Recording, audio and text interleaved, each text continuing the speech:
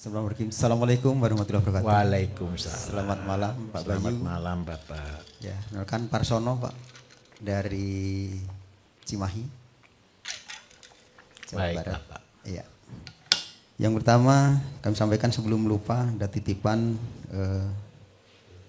dari teman di sana untuk menanyakan karena beliau juga penggemar YouTube Pak Bayu. Iya. Menanyakan kapan untuk di Jawa Barat, Iya, baik.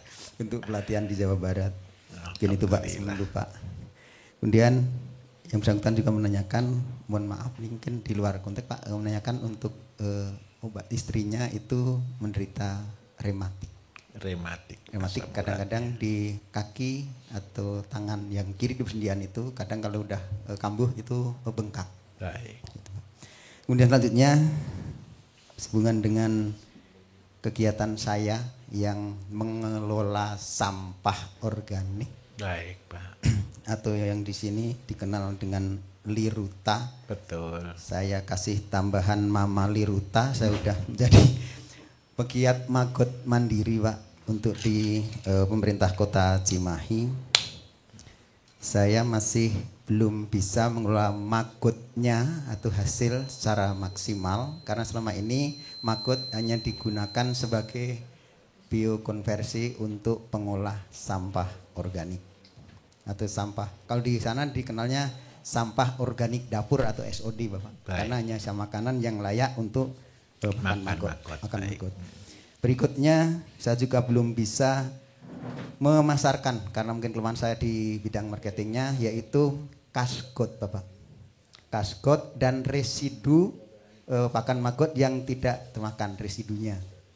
Pakan paling banyak limbah Pak ya, limbah LRT ya, bukan dari pasar ya. Bukan, limbah LRT itu saya baru mengelola 2 RT karena 1 RW itu ada 6 RT, baru 2 RT saya dalam 1 bulan bisa mengeluarkan 2 ton untuk sampah organik. 1 bulan? 1 bulan. Baik. Karena per minggu setengah ton dari setiap RT. Bisa produksi maggot berapa ton Pak berarti? Maggot itu untuk 1 minggunya bisa 2 atau 3 kuintal Pak. 1 ton ya per bulan. Iya. Ya? Separuh berarti ya? Separuhnya. Baik. Nah itu perjanjian semula dari Pemkot Cimahi akan diarahkan untuk pemasarannya. Tapi setelah terjadi panen itu di Dinas Pertaniannya juga kebingungan untuk kasgotnya. Di Dinas Peternakan juga tidak bisa untuk memasarkan magotnya sendiri. Nah itu mohon nanti untuk diarahkan bagaimana saya maksimalkan untuk magotnya. Yang kedua saya juga belum bisa memasarkan karena saya pernah mencoba setelah waktu itu porna itu saya beternak ayam petelur. Berhasil keburu ada COVID. Sampai sekarang itu untuk kohenya masih saya simpan di lantai 3 karena saya cuma punya lahan dak lantai 3 Pak. Baik. Untuk manfaatkan karena sempitnya lahan. Saya masih punya stok kohe ayam petelur kering itu kurang lebih 1,5 ton. Alhamdulillah. Saya simpan di atas saja Pak sampai sekarang. Nah baru kemarin saya mencoba untuk membeli semula untuk membuat pupuk. Yang kemarin saya sudah beli untuk katalis itu baik 1 sampai dengan 5 sudah kami beli dan sudah dikirim oleh Pak Bambang. Terima kasih Pak Bambang sudah nyampe semuanya. Bahkan yang terakhir sudah nyampe juga kirimannya. Kemudian karena saya juga belum punya untuk misalkan bikin pupuk NPK, belum ada kohe sapi maupun kambingnya, jadi juga masih saya simpan, belum saya mulai. Yang saya mulai baru menyimpan sampah organik dapur yang dari rumah saya sendiri itu dengan air leri. Di mana air leri saya sudah bisa mengumpulkan 120 liter selama kurang lebih 2 minggu. Wah, banyak sekali ini ya masaknya ini ya. Dua keluarga Pak. 2 keluarga. 2 keluarga. Oke, siap. Ya, mungkin itu Pak. Kemudian masih berikutnya masih titipan yang dari kawan tadi. Nanti setelah saya mungkin lulus melaksanakan yang 3 kali 3 meter ataupun yang keyhole-nya, keyhole gardennya, ini teman saya ini minta ngajak kerjasama untuk mengolah lahan kosong yang ada berlokasi kurang lebih perjalanan 1,5 jam atau 1,5 jam atau 2 jam itu ke lokasi di daerah Ciranjang Cianjur. Itu punya lahan 1,6 hektar, di mana yang 600 ini sudah untuk rumah tinggal namun dikosongkan, sedangkan yang 1 hektarnya itu masih berupa semak belukar tapi di pinggiran perkampungan, Bapak, di pinggir jalan raya, pinggir perkampungan, dan tanahnya di tebing, jadi miring, ada kemiringan. Mungkin itu Pak yang saya sampaikan. Untuk yang tanah miring ini di sana di ketinggian di 2000. Wih, keren. Di atas permukaan laut. Wah, ini dan di sini aja sudah dingin, di sana nanti menggigil ini. Dan sekitarnya itu ada persawahan Pak. Baik. Di tanah sekitarnya. Mungkin itu yang kami sampaikan. Terima kasih Pak. Assalamualaikum warahmatullahi wabarakatuh. Waalaikumsalam.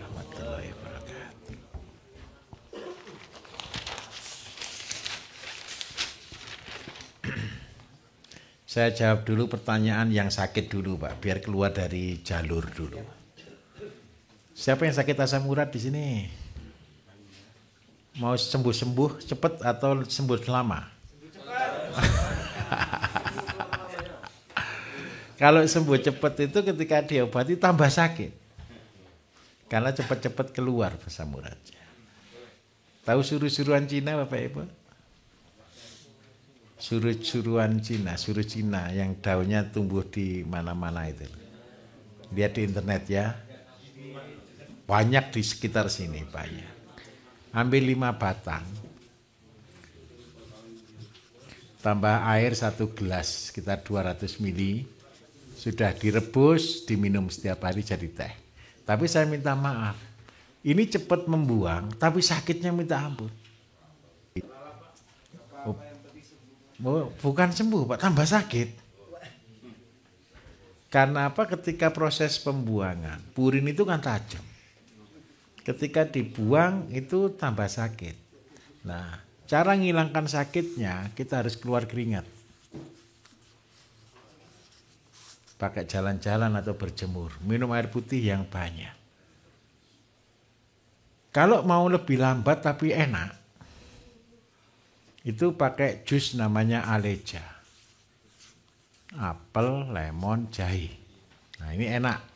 Keluarnya pelan-pelan. Nah, untuk membuang proses pembuangan itu, minta tolong buat tetap selikir. Seledri sama kenikir. Seledrinya 3, kenikirnya 6 pucuk. Besok akan dibahas Pak Bambang. Nah 3 cara ini Bapak Ibu adalah untuk memperbaiki asam urat. Tolong asam urat tidak boleh dipijet ya. Semakin dipijet semakin sakit. Karena dia semakin luka. Terus kalau kepengen enak lagi Pak, gimana caranya? Setiap hari makan nanas. Supaya keluarnya enak. Tahu nanas ya? Makan nanas, itu obatnya asam urat. Saya ini juga bakat asam urat Bapak Ibu. Kalau setiap hari dikasih daging gitu pasti nanti asam urat.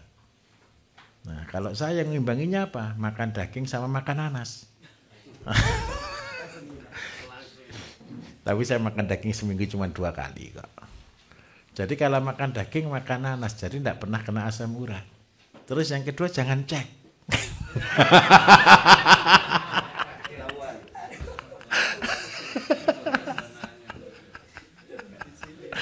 Tidak bergurau saja, biar tidak ngantuk. Nah ini yang pertama yang paling penting. Terus yang kedua, asam urat itu kan pasti kecenderungan untuk minum obat nih. Kenapa? Karena dipakai gerak sakit, bangun tidur sakit, duduk aja sakit, jalan juga sakit. Nah karena itu saya minta tolong, setiap hari konsumsi labu siam. Tahu labu siam? Itu biar ginjalnya bersih. Kalau tidak mau labu siam gampang. Bisa konsumsi paling enak apa ya? Durian boleh. 1 hari cuma 1 biji ya. Jangan 1 buah. Jadi beli 2 buah untuk setahun. Terus yang kedua, seandainya tidak mau makan durian bisa makan jengkol. Tahu jengkol? Semua yang kalau kita makan baunya, kencingnya seperti apa yang kita makan. Pete. Kalau kopi, bau kopi itu berarti kopinya palsu. Itu esen kopi. Kalau kopi yang asli, kencing kita tidak bau kopi. Nah, terus yang berikutnya kalau seandainya makan pete atau jengkol, maksimal sehari 3 biji, Pak. Maksimal. Kalau jengkol seminggu 2 kali lah, jengkol. Tujuannya untuk membersihkan ginjal. Nah, itu tolong dilakukan. Karena apa? Asam urat yang akut pasti pengaruh ke ginjal. Pantangan yang paling penting, Pak. Jauhi pabrik garam. Garam-garam, asin-asin mulai dihindari. Nah, sudah itu aja sudah lebih dari cukup, Pak. Lakukan ini 3 bulan berturut-turut sudah terbebas dari asam urat. Apanya, Pak?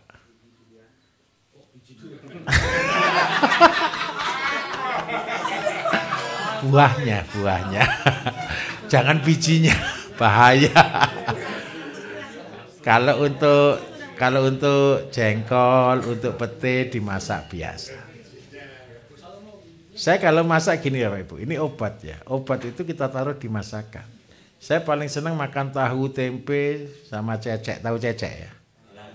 Kulit itu ya. Nah, itu sama jengkol. Sama pete lah, bukan jengkol, sama pete. Lombok hijau gitu. Saya malam-malam saya ajak gini biar lapar ini. Itu adalah makanan paling favorit saya. Tempenya menyebabkan asam urat. Tapi di situ ada petenya untuk anti asam uratnya. Jadi itu menjadi kombinasi. Jadi makanan itu tidak boleh jadi cuma makanan, tapi makanan yang juga bermanfaat sebagai obat. Begitu. Ini untuk temannya Pak ya. Oke, sekarang untuk Bapak nih. Tadi apa nih Bapak? Lupa malah pertanyaannya. Ada. Untuk magot dulu. Bapak Ibu, magot itu luar biasa. Karena magot itu adalah pemakan sampah yang luar biasa. Jadi kalau hitungannya kalau di tempat Bapak 10 gram telur bisa ngurai berapa kilo Pak? 50 kilo per hari ya ini ya. Betul. Tapi hanya di minggu pertama dan minggu kedua. Baik, oke, enggak masalah. Ini rumusnya Bapak Ibu. 10 gram bisa makan sampah 50 kilo per hari di minggu pertama dan minggu kedua. Karena setelah itu dia sudah jadi kepompong sudah. Nah, jadi ketika dia 50 kilo ini nanti menghasilkan berapa kilo Pak ini Pak? Dari itu menghasilkan magot 10 gram itu di 6 sampai 7 kilo. Enggak sampai 10 kilo Pak? Enggak nyampe. Oke lah, saya ikut Bapak aja 7 kilo. Tergantung dari Makanannya. Betul, tergantung jenis kalau makanan. Sosis yang sudah expired Bisa sampai 10 kilo, betul. Jadi begini Bapak Ibu. Magot ini kita terhitungnya di sini. Saya ikut cara saya Pak 10 kilo Pak. Nanti saya bingung nanti ikut cara Bapak. Soalnya 1 gram 1 kilo itu rumus ya. Bapak Ibu. Sudah 1 gram 1 kilo. Makanannya 5 kalinya. Per hari loh ya. Berarti kalau kita buat 10 kilo magot, ini anggaplah kali 10 hari. Berarti ketemu 500 kilo. Ini magot. Habis pakan 500 keluar 10 kilo. Ini hitungannya magot. Benihnya 10 gram. Nah, apa kelebihan magot dan apa kekurangannya? Ini saya tunjukkan. Kelebihan magot, dia mengurai makanan dalam jumlah banyak. Rakus. Magot itu binatang yang paling rakus. Makan 24 jam 5 kali berat badannya. Itu magot. Nah, kelebihannya dia, kotorannya banyak Bapak Ibu. Yang disebut dengan kasgot. Sekarang saya mau tanya, kasgot ini berarti pupuk cuma digiling oleh magot aja kan? Oleh magot aja kan? Sayur, buah, semua dimakan oleh magot, keluarnya kan kasgot kan? Ini masih utuh atau masih sudah kotoran? Masih utuh. dia tidak ada pencernaan tingkat tinggi Bapak Ibu, berbeda dengan cacing. Jadi dia cuma menghancurkan saja. Karena itu kalau di sini Bapak kasih belimbing, ya baunya belimbing murni. Kasih sosis, ya sosis murni, cuman bentuknya sudah hancur. Nah, karena teroksidasi. Nah, kasgot ini untuk apa? Kalau Bapak Ibu bisa ngolah kasgot, ini dijadikan pupuk horti Bapak Ibu. Hasilnya gila. Luar biasa. Karena bentuknya kan pasta nih, basah nih. Jadi tinggal dimasukkan di para-para, besok kan Bapak Ibu belajar nih. Bapak buat begini, cairannya keluar ke sini. Cairannya ini luar biasa bagusnya Pak. Bapak akan punya produk. Yang pertama kering, yang kedua cair. Yang kering ini jadikan super media. Ini pupuknya luar biasa. Terus yang kedua, magotnya.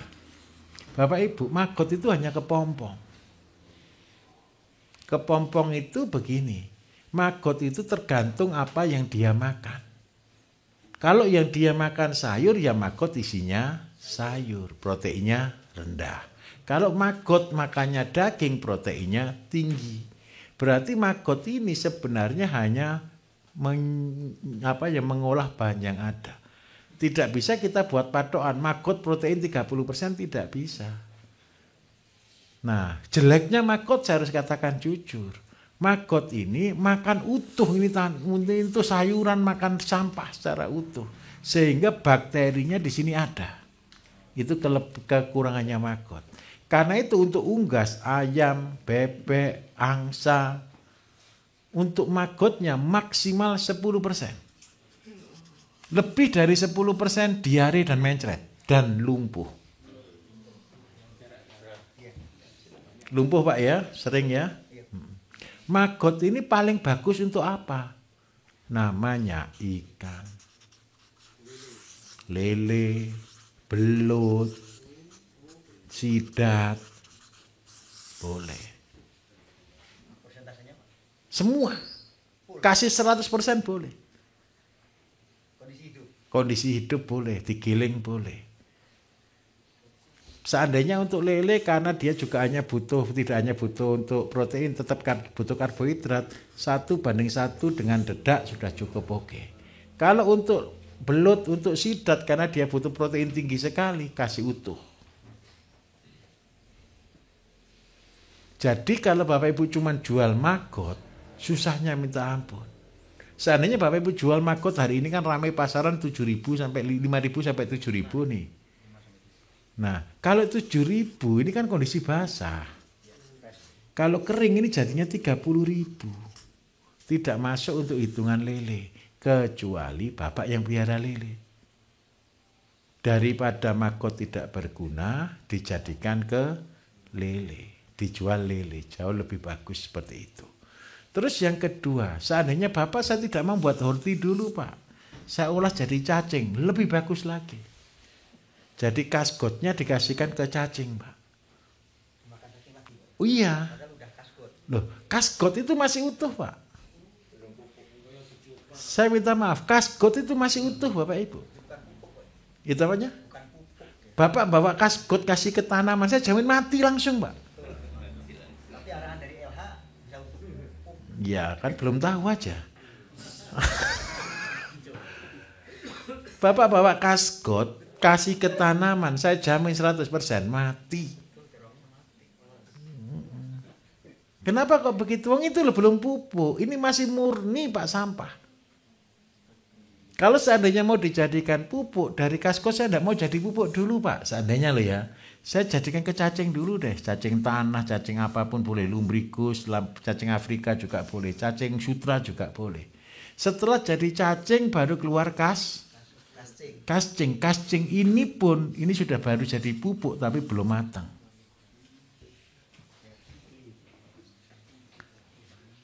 Nah, kalau seandainya keluar magot, keluar cacing, magot dan cacing dikombinasi untuk pakan ini, keren Pak. Paham maksud saya?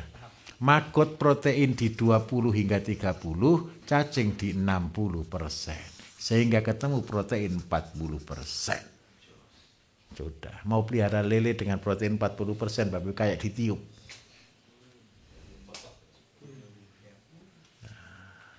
Limbahnya cacing baru jadi media. Kalau ini diolah horti, Pak, ini pupuk horti super. Yang cair dan padatnya, Pak.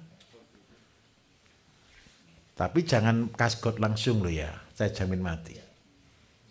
Nah, nanti dosisnya sama. Kalau sudah jadi horti sama, 50, anggap aja 1.500 kilo per hektar.